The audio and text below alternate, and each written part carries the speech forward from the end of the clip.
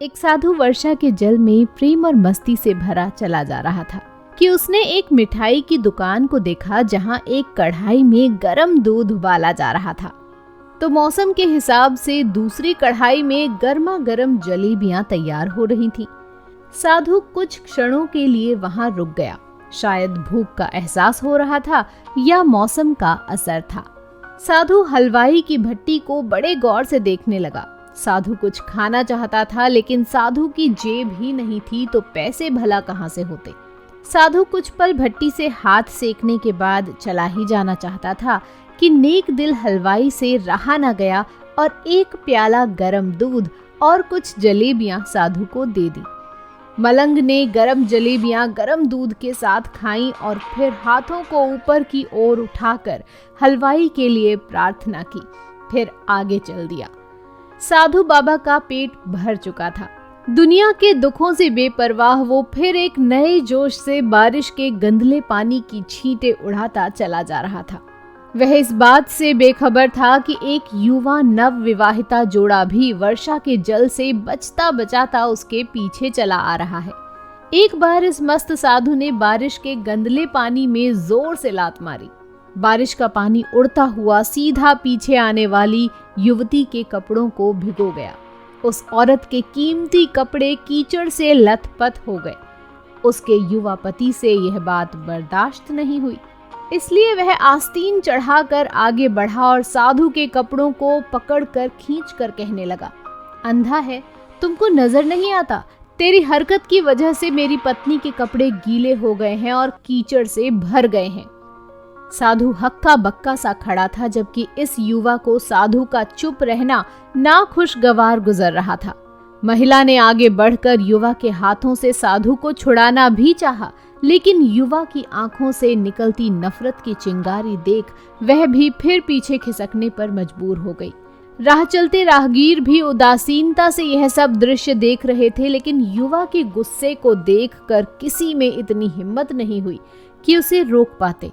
और आखिर जवानी के नशे में चूर इस युवक ने एक जोरदार थप्पड़ साधु के चेहरे पर जड़ दिया। बूढ़ा मलंग थप्पड़ की ताब न झेलता हुआ लड़खड़ाता हुआ कीचड़ में जा गिरा। युवक ने जब साधु को नीचे गिरता हुआ देखा तो मुस्कुराते हुए वहां से चल दिया। बूढ़े साधु ने आकाश की ओर देखा और उसके होठों से निकला, वाह मेरे भगवान, कभी गरम दूध जलेबियां और कभी गरम थप्पड़, लेकिन जो तू चाहे मुझे भी वही पसंद है।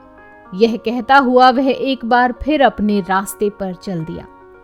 दूसरी ओर वह युवा जोड़ा अपनी मस्ती को समर्पित अपनी मंजिल की ओर अग्रसर हो गया। थोड़ी ही दूर चलने के बाद वे एक मकान के सामने पहुंचकर रुके। वह अपने घर पहुंच गए थे। वो युवा अपनी जेब से चाबी निकालकर अपनी पत्नी से हंसी मजाक करते हुए ऊपर घर की सीढ़ियां तय कर रहा था।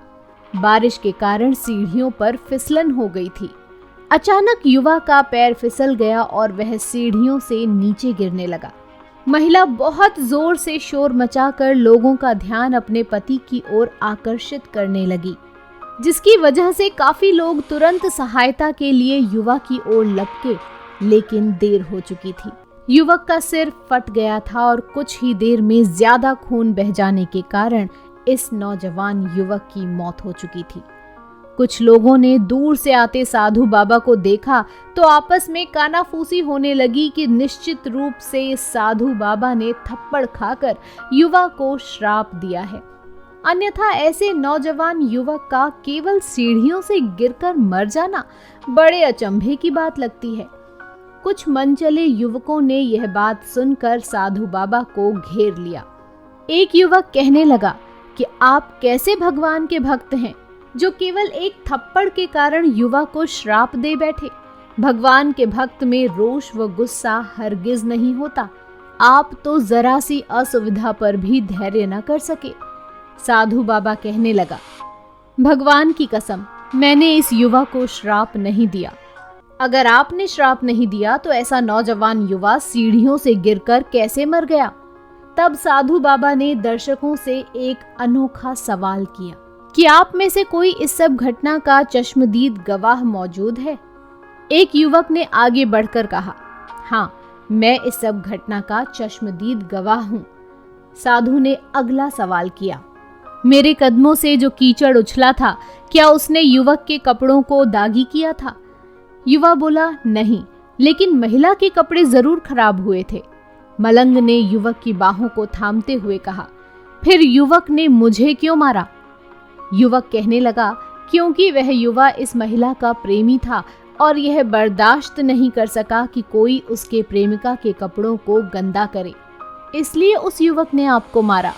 युवा की बात सुनकर साधु बाबा ने एक जोरदार ठहाका बुलंद किया और यह कहता हुआ वहां से विदा हो गया, तो भगवान की कसम, मैंने श्राप कभी किसी को नहीं दिया, लेकिन कोई है जो मुझसे प्रेम रखता है, अगर उसका यार सहन नहीं कर सका तो मेरे यार को कैसे बर्दाश्त होगा कि कोई मुझे मारे? और वो मेरा यार इतना शक्तिशाली है कि दुनिया का बड़े से बड़ा राजा भी उसकी लाठी से डरता है। तो दोस्तों, भगवान की लाठी के सामने राजा हो या रंक, बूढ़ा हो या जवान, सभी एक समान है।